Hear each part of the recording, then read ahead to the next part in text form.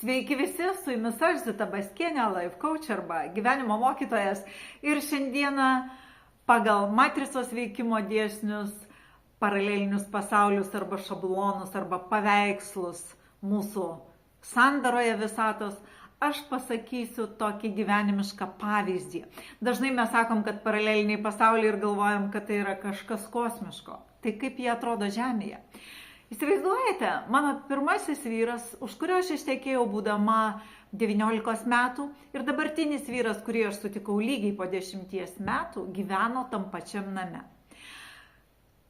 To jaunystėje, 19, 18, 17 draugystėje, aš labai daug laiko ten praleisdavau. Mes ten eidavom į palydas, į armiją, skambindavom gitarom iki naktų, turistiniai žygiai ir taip toliau. Bet aš to savo vyro, su kuriuo gyvenu šiandien, niekada nesutikau.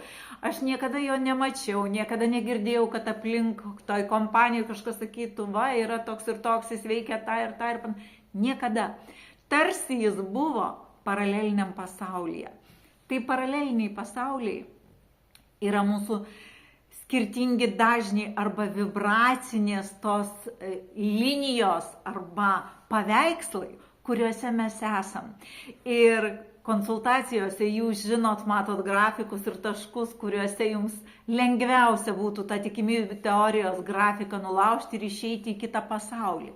Kaip atsitiko mano gyvenime?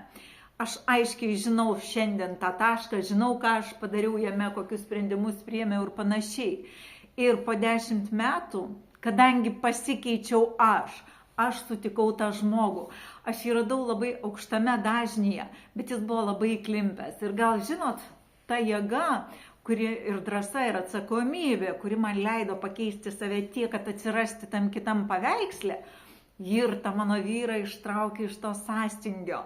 Ir jis šiandien labai brangina mane, aš labai branginu jį už tai, kad mes žinom vienas kito reikšmę savo gyvenimuose. Bet tai atsitiko tik todėl, kad aš sugebėjau savo drąsa ir atsakomybėmis pakeisti savo gyvenimą.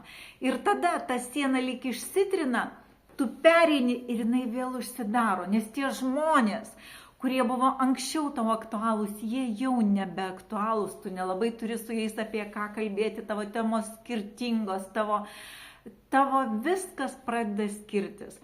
Taip mes ir einam toje matricoje pagal vibracinius dažnius.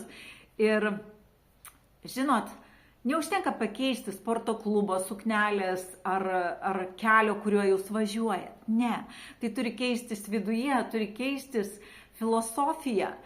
Mintis, žodis, veiksmas. Pamenat, pasaulio realybės formavimosi trejybė yra tokia. Mintis, žodis, veiksmas.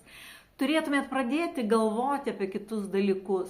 Galvoti, ko jūs norit, kaip jums tai pasiekti, kaip jums savarankiškai tai pasiekti, kaip jums ryžtis, kaip jums padaryti, kas jūs esat, kaip jūs gyvensit rytoj, kaip tas rytojus priklauso nuo to šiandienos. Tai yra filosofija, kuri jeigu žmogus ją pasistatęs veikia sulig ja, jo pastatas stovi tvirtas.